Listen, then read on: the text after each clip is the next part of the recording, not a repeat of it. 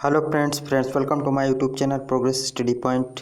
Friends, इस video में आप देखेंगे एनाटॉमी और फिजियोलॉजी से रिलेटेड इंपॉर्टेंट क्वेश्चंस जो आपके सभी होने वाले एग्ज़ाम्स जो कि एएनएम और स्टाफ नर्स से रिलेटेड हैं उनके लिए बहुत ही इंपॉर्टेंट है। और ये है वीडियो नंबर पार्ट नंबर 94। और इससे पहले की वीडियोज़ अगर आपने नहीं देखे हैं तो आप इस वीडियो के डिस्क्रिप्शन बॉक्स में जाइए और वहाँ पे आपको एक लिंक मिलेगा यूपीएनएचएम एग्ज़ाम 2020। वहाँ पे जाके आप सारे वीडियोज़ देख सकते हैं जो कि सभी टॉपिक्स पे हैं। ओके फ्रेंड्स, तो अगर आपने अभी तक चैनल सब्सक्राइब नहीं किया है तो रेड कलर के सब्सक्राइब बटन को प्रेस करके चैनल्स को सब्सक्राइब कर लीजिए और ऑल नोटिफिकेशन वाला बेल ज़रूर प्रेस कर दीजिए और इस वीडियो को प्लीज़ लाइक और शेयर ज़रूर करिए। तो फ्रेंड्स, देखेंगे आपका सबसे पहला इंपॉर्टेंट क्वेश्चन कौन सा है। सबसे पहला इंपॉर्टेंट क्वेश्चन है एमाइलेज एंजाइम का निर्माण किस अंग में होता है। तो ऑप्शंस आपके हैं pancreas, mouth, liver, small intestine. और हर क्वेश्चन के बाद मैं 5 सेकेंड वेट करूंगा और तब तक आप अपना आंसर सेलेक्ट कर लीजिए और वो ऑप्शन आप कमेंट सेक्शन में ज़रूर कमेंट करिए जिससे कि हमें पता चल सके। या फिर आप ये कर सकते हैं कि आप टोटल क्वेश्चंस के आंसर्स अपने कॉपी पर लिखिए और टोटल कितने क्वेश्चंस आपके सॉल्व किए आपने राइट, तो उसको आप बताइए कितने टोटल और कमेंट सेक्शन में प्लीज़ ज़रूर बताइए। तो इसमें आपका एमाइलेज एंजाइम का निर्माण किस अंग में होता है। ऑप्शंस पैंक्रियाज यानी कि अग्न्याशय, माउथ यानी मुंह, और लीवर यकृत, और स्मॉल इंटेस्टाइन यानी छोटी आंत। तो आपका निर्माण एंजाइम का किस अंग में होगा, अब आप आंसर सेलेक्ट कर सकते हैं।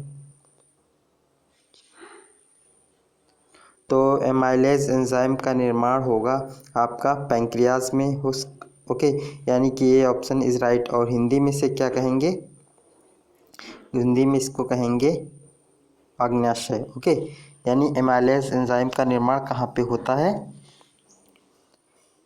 अग्न्याशय में। और आपको जानकारी के लिए बता दूं कि सिर्फ अग्न्याशय में एमाइलेज का ही नहीं जब बल्कि 3 एंजाइम्स का निर्माण होता है। वो है आपके ट्रिप्सिन और एमाइलेज और लाइपेज। ओके, तो अग्न्याशय में कौन कौन से एंजाइम का निर्माण होता है, ट्रिप्सिन का होता है, एमाइलेज का होता है और लाइपेज का निर्माण होता है। ओके, यानी 3 एंजाइम्स का। और हम देखेंगे नेक्स्ट क्वेश्चन। नेक्स्ट क्वेश्चन आपका विटामिन ई का रासायनिक नाम क्या है। ऑप्शंस कैल्सीफेरॉल और टोकोफेरॉल और C ascorbic acid and D cyanocobalamin. तो आप अपना आंसर सेलेक्ट करिए।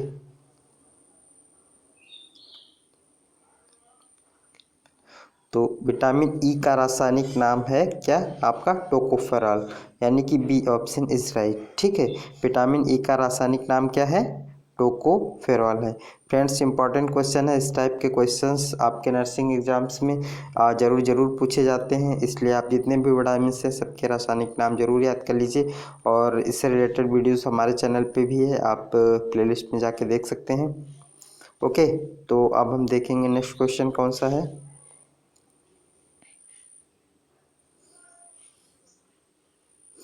नेक्स्ट क्वेश्चन है आपका इटाई इटाई नाम की बीमारी किस कारण होती है। ओके, तो आपके विकल्प हैं सेलेनियम की अधिकता, बी कैडमियम की अधिकता, सी नाइट्रेट की विषाक्तता और डी इनमें से कोई नहीं। तो आंसर सेलेक्ट करिए आप।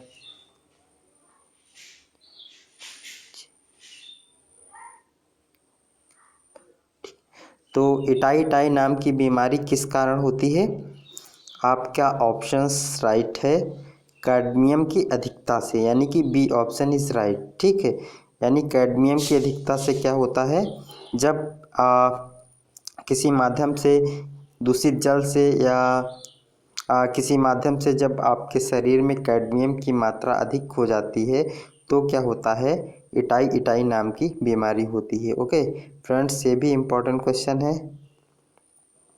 और नेक्स्ट हमारा है नाखून किस प्रोटीन से बना होता है।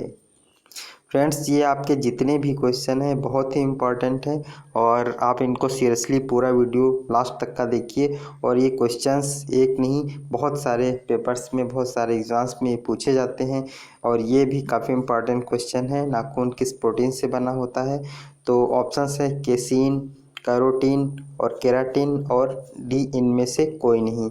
आप अपना आंसर सेलेक्ट कर सकते हैं।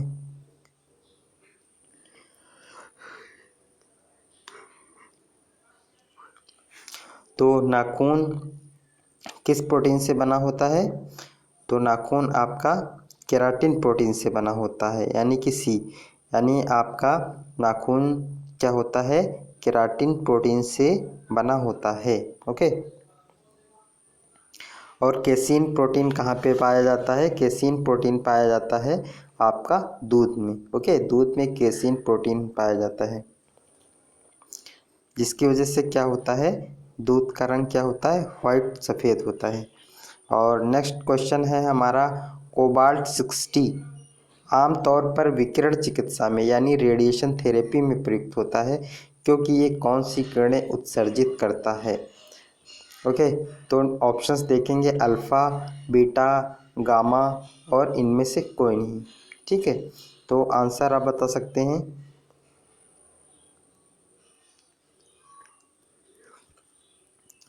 तो आपने सेलेक्ट कर लिया होगा आंसर, कोबाल्ट 60 आमतौर पर विकिरण चिकित्सा में प्रयुक्त है। कौन सी किरणों को उत्सर्जित करता है? ये गामा किरणों को उत्सर्जित करता है। ओके, ये क्या करता है? गामा रेज को उत्सर्जित करता है। ठीक है। और जो आपकी कुछ बीमारियां होती हैं, जैसे कि आपका कैंसर हो गया, तो जो आपके रेडिएशन थेरेपी का यूज होता है, जो आपकी संक्रमित सेल्स होती हैं, ठीक है, तो उनके लिए जो विकिरण चिकित्सा यूज़ किया जाता है, तो उसमें कोबाल्ट 60 आइसोटोप का यूज़ किया जाता है, और तो उससे क्या होता है? गामा रेज उत्सर्जित होती हैं। ओके फ्रेंड्स, देखेंगे next question. Blue baby syndrome नामक बीमारी शिशुओं में किसकी अधिकता से होती है? विकल्प हैं आपके, क्रोमियम की अधिकता से, नाइट्रेट की अधिकता से, फ्लोराइड की अधिकता से, उपयुक्त में से कोई नहीं।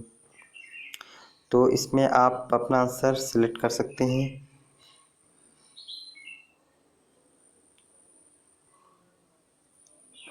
तो ब्लू बेबी सिंड्रोम क्या होता है? नाइट्रेट की अधिकता से ब्लू बेबी सिंड्रोम होता है। ठीक है, जब दूषित जल में नाइट्रेट की अधिकता हो जाती है, और बच्चों को जब उस प्रकार का, उस टाइप का पानी दिया जाता है, तो उनके शरीर में क्या होता है?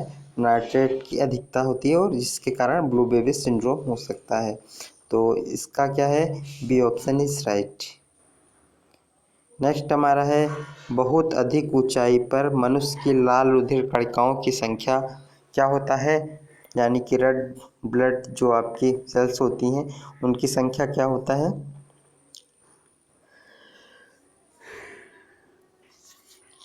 बढ़ जाती हैं, घट जाती हैं, समान रहती हैं, और इनमें से कोई नहीं। आंसर सेलेक्ट करिए।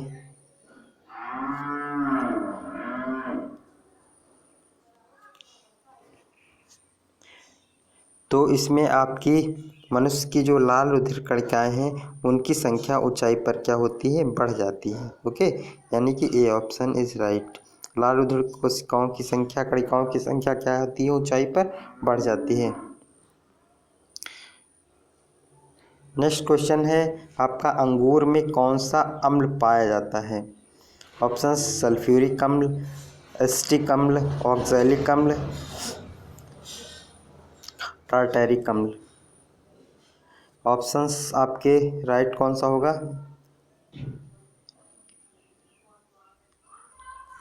अंगूर में कौन सा अम्ल पाया जाएगा? आपका टार्टैरिक अम्ल, यानी कि डी ऑप्शन इज राइट। टार्टैरिक अम्ल पाया जाएगा अंगूर में। ओके, एंड नेक्स्ट है हमारा, पक्षियों के हृदय में कितने चैम्बर होते हैं? Okay, options, 2 chamber, 3 chamber, 4 chamber and 1 chamber. Okay, options select करिए। पक्षियों के हृदय में कितने चैम्बर होते हैं? पक्षियों के हृदय में 4 चैम्बर होते हैं, यानी कि C option is right. Okay, मनुष्य पक्षियों के हृदय में कितने 4 चैम्बर पाए जाते हैं। नेक्स्ट क्वेश्चन है हमारा, कोबाल्ट किस विटामिन का अनिवार्य भाग है। Options vitamin B1, vitamin B12, vitamin B6 and vitamin के। आपके आंसर आपका कौन सा होगा। कोबाल्ट किस विटामिन का अनिवार्य भाग है। विटामिन B12 का अनिवार्य भाग है। ओके, विटामिन B12 का अनिवार्य भाग है कोबाल्ट। ओके, तो आपका B option is right. Myopia में किस लेंस का प्रयोग किया जाता है। यानी मायोपिया क्या होता है, निकट दृष्टि दोष होता है, जिसमें क्या होता है, जो निकट की वस्तुएं हैं वो क्या है, आपको साफ दिखाई देती हैं और दूर की वस्तुएं आपकी नहीं दिखाई देती हैं। ओके, तो दो प्रकार के मुख्यतः दोष होते हैं, एक तो मायोपिया होता है और दूसरा हाइपरमेट्रोपिया होता है।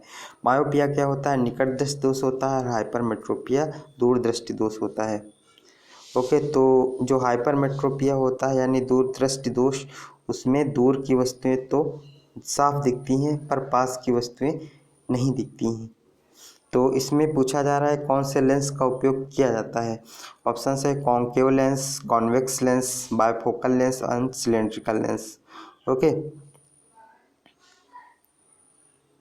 यहाँ पे अगर हिंदी में देखें तो कॉन्केव का लेंस होता है आपका अवतल लेंस, और कॉन्वेक्स लेंस होता है उत्तल लेंस, बाईफोकल लेंस होता है द्विफोकसी लेंस, एंड सिलेंड्रिकल लेंस होता है बेलनाकार लेंस।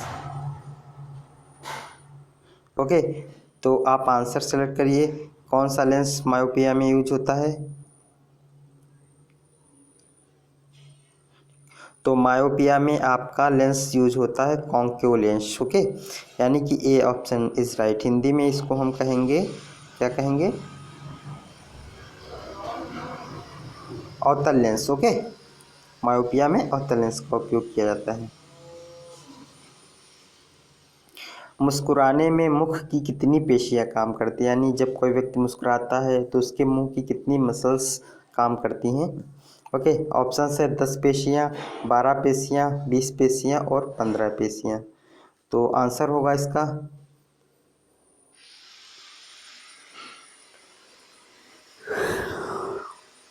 मुस्कुराने में मुख की कितनी पेशियां काम करती हैं, 12 पेशियां, यानी कि B option is right. Okay, 12 पेशियां यानी 12 पेशियां क्या करती हैं, मुस्कुराने में काम करती हैं। नेक्स्ट हमारा है, प्रोटीन की फैक्ट्री कहा जाता है। ऑप्शंस क्या है, हाइपोथैलेमस, राइबोसोम, माइटोकॉन्ड्रिया और केंद्रक। तो इसका आंसर क्या होगा।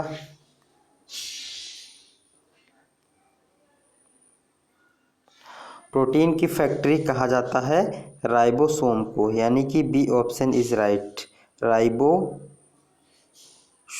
ओके, नेक्स्ट क्वेश्चन हमारा है, मानव नेत्र में रेटिना पर किसी वस्तु का प्रतिबिंब कैसा बनता है।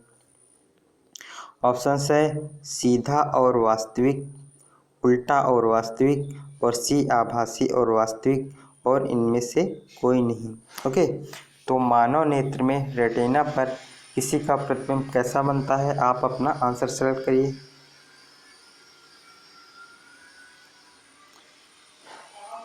तो मानव नेत्र में रेटिना पर किसी वस्तु का प्रतिबिंब बनता है उल्टा और वास्तविक। ओके, तो जब कोई व्यक्ति किसी भी चीज़ को देखता है, ओके, तो उस पर जो प्रतिबिंब बनता है रेटिना पर, वो उस वस्तु का प्रतिबिंब क्या बनता है, उल्टा बनता है और वास्तविक बनता है।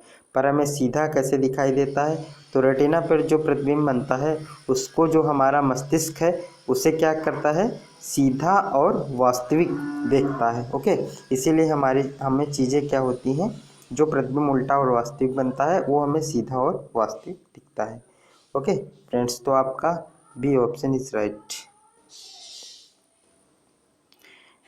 नेक्स्ट क्वेश्चन आपका है, आत्महत्या की थैली किसको कहा जाता है, लाइसोसोम को कहा जाता है, का निर्माण कौन करता है। तो आत्महत्या की थैली लाइसोसोम का निर्माण कौन करता है? ऑप्शंस गोल्जी बॉडी और माइटोकॉन्ड्रिया और आपका कोशिका और ऊतक। आंसर सेलेक्ट करिए।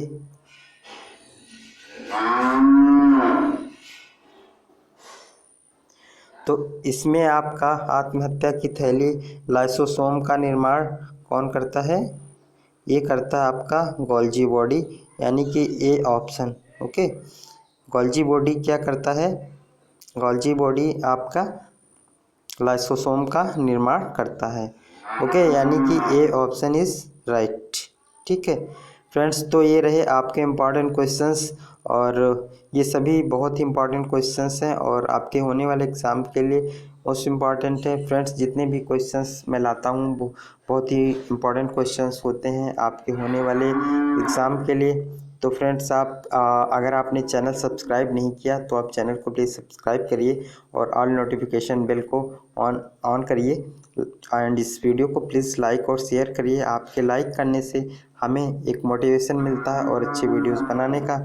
फ्रेंड्स, मिलते हैं नेक्स्ट टॉपिक पे। Okay, thank you so much for watching my video.